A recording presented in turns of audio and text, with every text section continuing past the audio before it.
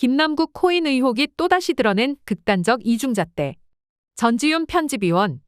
거의 모든 언론의 융단폭격, 검찰의 수사 압박, 민주당의 손절 시도 끝에 결국 김남국 의원이 탈당했다.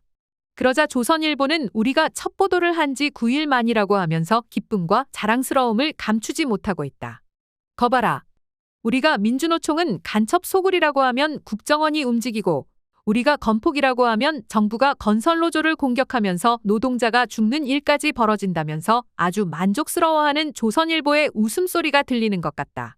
따라서 이것을 김남국 사태라고 부르는 것은 정확한 명칭 부여가 아니다. 이것은 시리즈로 이어져 온 조선일보 검찰 캐비닛 사태다. 검찰이 이미 1년 전부터 내사에 착수하고 영장을 2번이나 청구했을 뿐 아니라 조선일보 또한 자신들이 이미 작년부터 오랫동안 취재를 해왔다는 것을 숨기지 않고 있다. 왜 지금 시점인지는 충분히 짐작 가능한 일이다.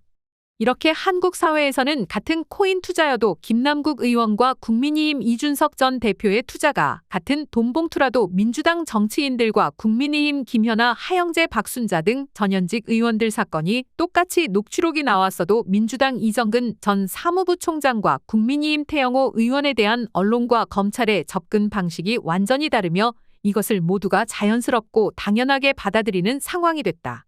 그러다 보니 이미 거의 모든 언론과 이름 있는 정치인과 논자들이 나서서 김남국 의원에게 던지는 돌에 굳이 하나 더 보태고 싶은 마음은 생기다가도 없어지고 별로 동참하는 사람이 없어 보이지만 그 반대편을 향해서 돌을 던지고 싶은 마음이 커지게 된다. 이번에 드러난 김남국 의원의 몇 가지 문제점과 아쉬움에도 불구하고 이 상황이 보여주는 더 큰 문제와 본질들에 주목하고 싶기 때문이다. 지금 온갖 가상화폐 전문가들이 나서서 김남국 의원을 비난하고 의혹을 제기하면 수많은 언론이 그대로 받아 써주는 구조인데 그 전문가라는 사람들을 살펴보면 대부분 지난 몇 년간 유튜브나 텔레그램 채널을 통해서 청년들에게 코인 투자하라고 부추기고 코인 시장 중개하며 코인 시장에서 경력을 쌓아온 사람들이다. 이처럼 코인업계나 게임업계의 이해관계자들이 과연 객관적이고 중립적인 전문가인가? 코인 투자의 폐해를 경고하면서 규제를 주장하던 양심적 학자도 아닌 관련 업계의 이해관계자가 나와서 코인 시장에 대해서 말하면 그대로 받아쓰는 게 언론의 역할인가?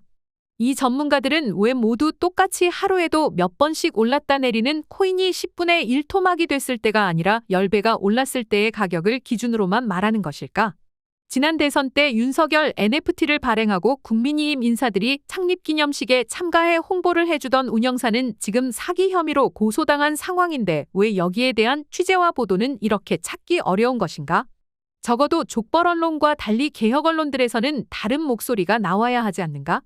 특히 한겨레는 지난 김만배 동거래 사건 이후 앞으로 검찰이 흘린 피의 사실 대서특필, 검증 없는 예단과 과잉 보도, 반론권 보장 없는 일방적 보도를 하지 않겠다고 몇 번이나 다짐하면서 혹시나 하는 기대를 불러일으키더니 이번에 다시 모든 것이 과거로 돌아간 이유가 무엇인가?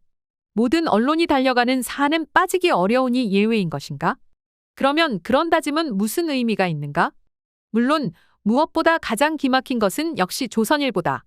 기억을 더듬으며 잠깐만 검색하고 찾아봐도 아래와 같이 조선일보는 2017에서 2019년에 코인 장사꾼이나 코인 시장의 바람잡이와 다름없이 코인 투자를 부추기는 수많은 기사를 쏟아냈다. 정부의 코인 규제 시도를 절대악인 것처럼 공격했다. 특히 MZ세대를 강조하면서 마치 청년세대이면서 코인 투자를 하지 않으면 뭔가 유행에 뒤떨어지는 것 같은 분위기까지 앞장서 만들었다. 그 속에서 이준석 전 대표나 김남국 의원 같은 젊은 정치인들은 자신들도 청년세대의 유행에 동참해 코인 투자를 하고 있다는 사실을 숨기지 않았다. 코인 규제를 시도하는 것은 꼰대 같은 기성세대의 사다리 걷어차기이며 코인 규제를 반대하는 것이 MZ세대를 대변하는 정치인의 의무인 것처럼 묘사됐다.